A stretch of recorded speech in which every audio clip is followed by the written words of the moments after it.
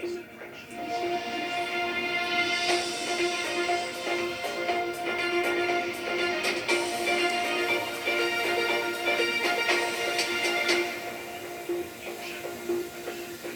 Hello, good afternoon. Love is in the air for 80 couples today who've been renewing their wedding vows at Coventry Cathedral. Well, it's all part of BBC CWR's We Still Do campaign, which gave people the chance to renew their commitment to one another in a huge joint ceremony. Joan Cummings is live at the cathedral for us now. Joan. Yeah, this is Coventry Cathedral just after the party has finished. Obviously there are some balloons still hanging around, but I have to say that service earlier this morning, it was truly magical, and all the couples said they really felt that love was in the air. You know, like it's one of those ones as a guy where you just go, yeah, I'll turn up, I'll say my parts, but now that it's all done, you look around and you go, yeah, it's definitely something you'll never forget. You know, different, funny, good laugh, yeah. There's a laugh on it, it's not really full. I mean, no, yeah, it's absolutely beautiful. Wonderful, beautiful, yeah. any surprises along the way? No, you're not pregnant, are you? No.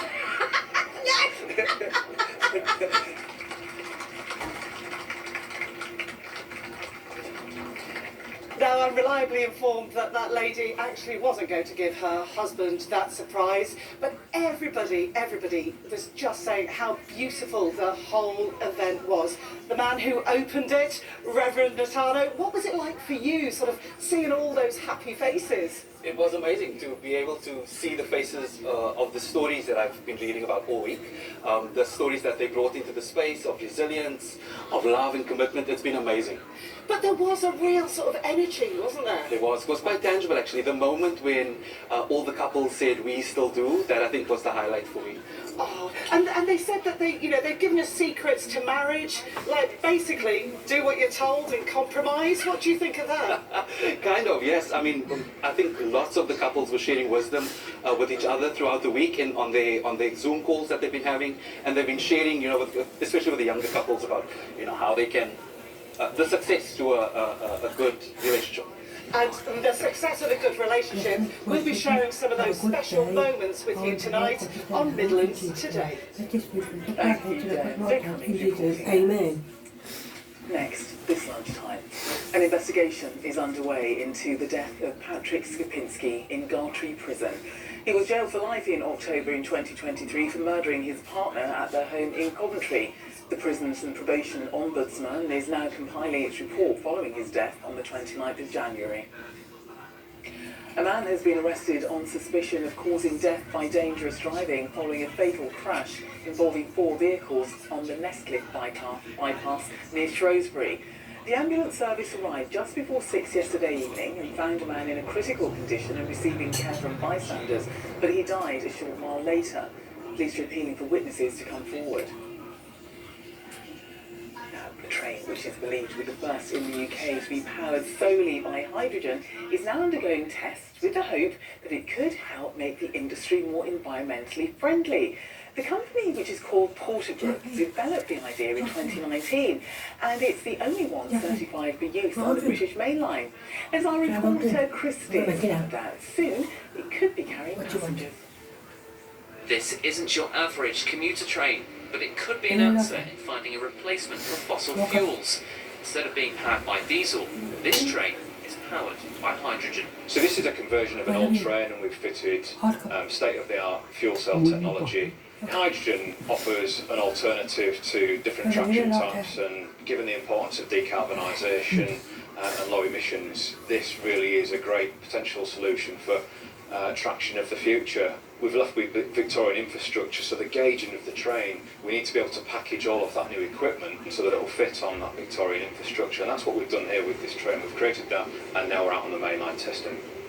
To drive it, you wouldn't know that it was a hydrogen train. In fact, it can feel weird that you're driving an electric train but you have no overhead wires. I took this train up to COP26 in Glasgow, and we demonstrated it up there. I've been part of this since pretty much its inception, and it is part of history, and to be in there from the start has been quite a privilege.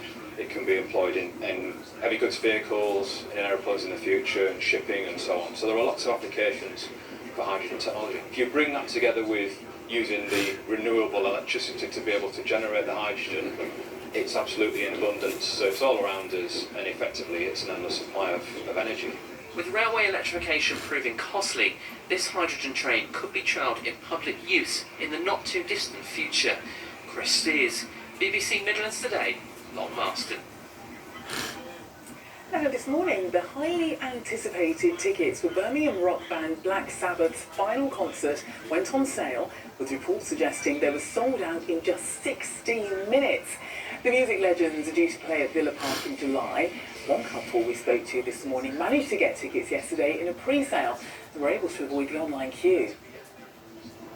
Couldn't believe it, really. I mean, we logged in today and saw that we were 77,000, so I don't think we would have stood much chance otherwise. So, can't believe it, look, really. Big fan. And getting to see Black Sabbath in their hometown, in Aston, just down the road from us, it's going to be fantastic. Yeah, indeed. But we do know that not everybody has been successful so far, but we'll have more on this story at 6:30 this evening.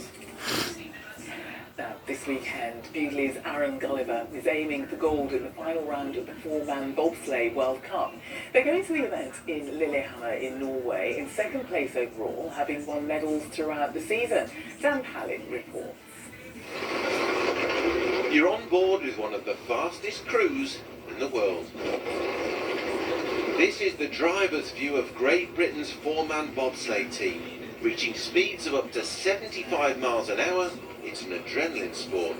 Blink, and you'll miss them.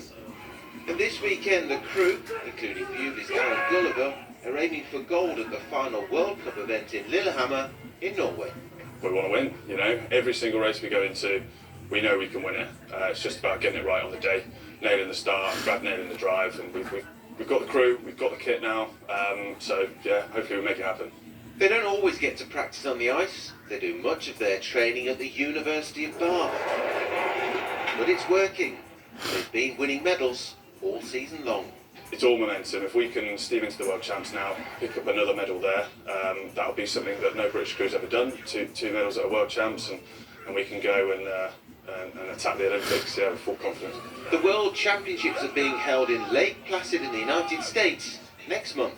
A major champs, we're racing against the same people, so you kind of know who you're up against because we race against them every week, right? But there is something about that major champs experience which just brings everything up a notch. You know, you bring your A game, and you have to. If you don't, you know, you're not going to medal. So, yeah, standing on that podium. I mean, especially at the Olympics, that is. Don't want to be cliche about it, but a dream come true, right? Great Britain has never won Olympic gold in the four-man bobsleigh. Aaron Gulliver aims to make history. Dan Pallett, BBC Midlands Today.